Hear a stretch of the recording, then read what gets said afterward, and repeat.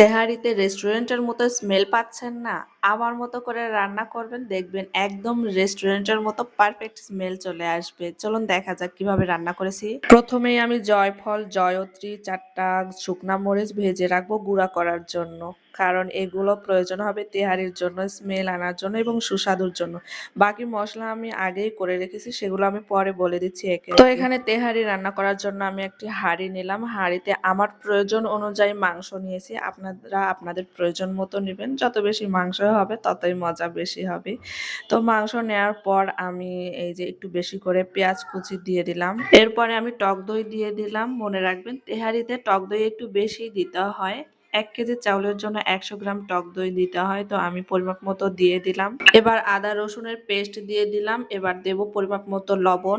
এখানে বিভিন্ন ধরনের মশলার গুঁড়া আছে, যেমন জিরা, সাদা এলাচ, গোলমরিচ, লবঙ্গ, গরম মশলা, তেজপাতা, এই সমস্ত কিছু মিক্স করে আমি গুঁড়া করে এবার আমি দিয়ে দিলাম। আর এবার আমি ১ চামচের মতো জয়ত্রী, জয়ফল আর শুকনা মরিচের গুঁড়া দিয়ে দিলাম। এবার আমি কয়েকটা কাঁচা মরিচ দিলাম, বেশি দিলাম না, কারণ আমার মেয়ে আছে, আমার মেয়ে ঝাল বেশি পছন্দ করে না।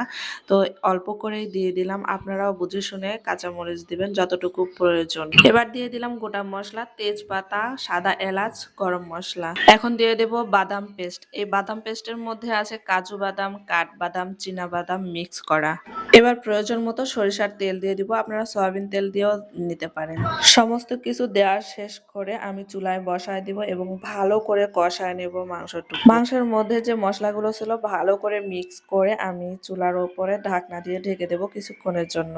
কিছুক্ষণ বাদে আমি ঢাকনা সরিয়ে হালকা গরম পানি দিয়ে আমি আবারও সেদ্ধর জন্য মাংস ঢাকনা দিয়ে ঢেকে দেব। যত বেশি কষাবেন তত স্বাদ হবে। মাংসটা আমার খুব সুন্দরভাবে কষানো হয়েছে। দেখেন কত সুন্দর একটা কালার আসছে আর এত সুন্দর স্মেল আসছে এখনই।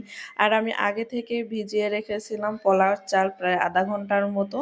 এরপর আমি এর মধ্যে পোলাওর চাল দিয়ে দেবো। এটা চিনি গুঁড়া পোলাওর চাল ছিল, আপনারা যে কোনো নিতে পারেন, সমস্যা নাই। এরপরে স্বাদ অনুযায়ী আমি লবণ দিয়ে দিয়েছি। তারপর দিলাম ৪ টেবিল চামচ চিনি। আপনারা আপনাদের পছন্দ মতো চিনিটা দিয়ে দেবেন। এবার আমি ভেজে রাখা পেঁয়াজ বেরেস্তা দিয়ে দেব। দেওয়ার পরে আমি সুন্দর করে চাউলগুলো মিক্স করে নেব। এবার আগে থেকে ফুটিয়ে রাখা গরম পানি আমি দিয়ে দেব। ১ কেজি চাউলের জন্য ১.৫ লিটার পানি লাগে, সেই অনুযায়ী আপনারা দিয়ে দেবেন। এবার একটা বাটিতে আমি ৪ টেবিল চামচের মতো গুঁড়া দুধ সুন্দর করে মিক্স করে নেব।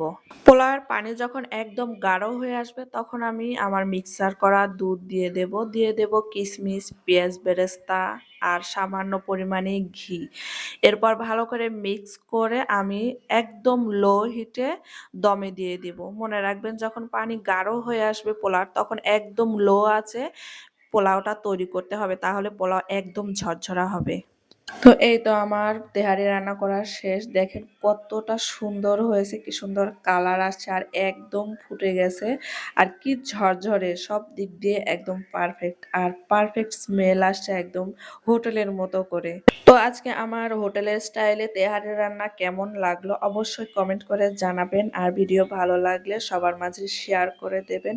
আজকের মতো ভিডিও এই পর্যন্তই। সবাই ভালো থাকবেন। আল্লাহ হাফেজ।